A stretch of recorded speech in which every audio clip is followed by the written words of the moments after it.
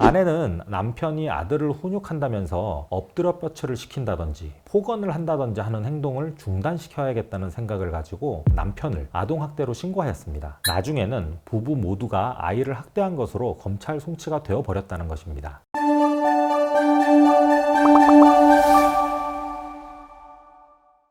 안녕하세요. 당신 곁에 김신 변호사입니다. 아동학대가 벌어지는 장소가 어디일까요? 아무래도 피해 아동이 시간을 많이 보내는 곳에서 학대가 벌어질 가능성이 높지 않을까요? 보육시설이나 학교, 보습학원 등에서 학대가 벌어졌다고 경찰 신고가 이루어지는 경우가 많은데 그만큼 아동들이 학교 등지에서 시간을 많이 보내고 있다고 볼 수 있을 것 같습니다. 아동이 시간을 많이 보내는 장소가 또 있습니다. 그것은 바로 가정입니다. 사실 시간을 보내기로 말하면 보육시설보다 집에 있는 시간이 더 많습니다. 그런데 가정에서 벌어지는 학대는 상대적으로 교육기관 등지에서 일어나는 학대에 비하여 문제가 되는 경우가 적은 것 같습니다. 왜 그럴까요? 여러 가지 이유가 있겠지만 제가 주목하는 것은 신고가 이루어질 수 있는 상황이 아닌 경우가 많다는 것입니다. 가정에서 벌어지는 아동학대의 경우에 피해 아동이 스스로 신고할 수 있는 상황이 아니라면 목격자가 신고해야 하는데 부부 중 한 명이 배우자를 112에 신고한다는 것이 쉽지 않죠. 그래서 그런지 몰라도 제가 경험하는 가정 내 아동학대 사건에서 부부가 서로를 신고한 사건은 하나도 빼지 않고 부부 관계가 좋지 않았습니다. 이혼을 각오해야 신고를 한다는 거죠. 일단 배우자를 신고하거나 배우자에게 신고당한 상황에서 변호사를 찾아오시게 되므로 아동학대 상담의 절반은 이후 절차, 특히 이혼 상담으로 이어지는 경우가 많습니다. 이러한 상황에서 부부관계 개선을 도모하자는 이유로 보호사건 불처분 결정이 내려진 사례가 있어 소개하고자 합니다.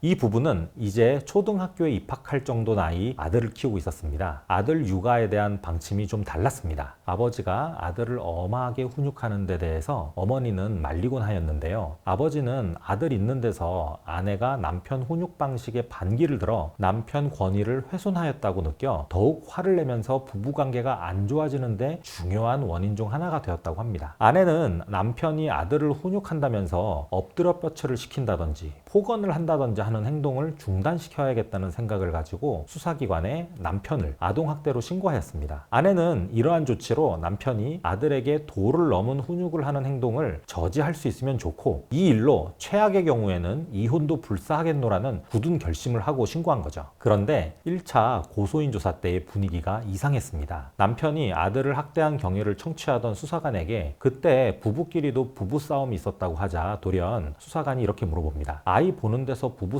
하는 것도 아동학대가 될 수 있습니다 라고 하는 것이죠. 나중에는 부부 모두가 아이를 학대한 것으로 검찰 송치가 되어 버렸다는 것입니다. 남편은 도를 넘은 훈육과 부부싸움, 아내 역시 부부싸움을 벌였다는 것이 이유였습니다. 아내는 억울했습니다. 그도 그럴 것이 당시 아이가 있는 데서 남편과 욕설을 써가며 싸운 것은 사실이지만 대부분 남편더러 아이 괴롭히지 말라고 맞서는 가운데 흥분해서 욕설을 한 것인데 이걸 가지고 아이에 대한 쌍방 학대로 처리하는 것이 온당하느냐는 것이죠. 어쨌거나 아내는 남편만을 처벌받게 하려고 신고를 하였다가 부부싸움에서 욕설을 하였다는 점이 문제돼서 남편과 함께 검찰 송치되었고 검찰에서 가정법원 보호사건 송치 결정을 받게 되었습니다. 보통 보호사건 송치 결정을 받게 되면 적어도 전과가 올라가지는 않으므로 자격증이나 직장 내 징계로 연결되지 않는 일반인은 어느 정도 법적 리스크를 줄였다고 볼 수 있습니다. 하지만 이 사건의 아내는 문제가 있었습니다. 국공립 유치원 교사였던 거죠. 국공립 유치원 교사는 징계에서 국가공무원법에 적용을 받습니다. 수사 입건 때 관할 교육청에 기관 통보되어 이미 교육지원청 징계심의위원회에 징계 요구된 상황이었죠. 형사 결과에 따라서 신분상 불이익을 감수해야 하는 상황이었습니다. 이 보호사건의 보조인으로 사건에 개입하게 된 저는 보호사건 제도의 취지를 역설하여 재판부를 설득해보기로 결심하였습니다. 보호사건 제도적 취지는 결국 피해 아동의 건강한 정서 발달을 법원에서 도와준다는 데 있는 거 아닙니까? 이 사건 행위자는 피아동 엄마입니다. 사회생활 하면서 피아동을 양육하고 있습니다. 이 일로 징계받아서 신분상 불이익 받으면 피아동 양육에 무슨 도움이 될 것입니까? 징계받게 된 것이 배우자의 탓이라고 여긴다면 부부관계 회복도 어렵습니다. 지금 아내가 징계 회부돼 있는데 재판부에서 이런 사정 좀 고려해서 불처분 종결해 주시면 징계심의위원회에서 불문경고로 끝내달라고 제가 부탁할 여지가 생깁니다. 좀 도와주십시오. 이렇게 말이죠. 재판날 날 부부와 같이 법원에 출석했는데 6팀이 같은 시간대에 재판이 있었습니다. 우리가 마지막 순번이었습니다. 저희 앞에 5팀이 모두 6개월 상담 조치 결정을 받았어요. 아, 어렵게 되었구나 라는 생각이 뇌리를 스쳤습니다. 마지막 재판인 우리만 법정에 남게 되었습니다. 판사님이 말씀하시기를 보조인 의견서는 잘 읽어보았습니다. 각주도 잘 읽어봤어요 라고 하더니 남편은 6개월 상담 조치 명하지만 아내는 불처분 결정한다고 하시더군요. 변호사가 아예 없는 사정을 꾸며내서 법원 판결을 바꾸지는 못합니다. 하지만 판사님께 제대로 알리기만 하면 반드시 고려해 줄 것이라고 보이는 사정이 있다면 의뢰인과의 상담 과정에서 확실하게 그것을 포착해서 법원을 설득하는 것이 변호사의 가장 중요한 업무입니다. 말씀드린 사례처럼 예기치 않은 상황에 처하시게 되더라도 포기하지 말고 법률 전문가와의 의논을 통하여 해결점을 찾으시기를 기원합니다.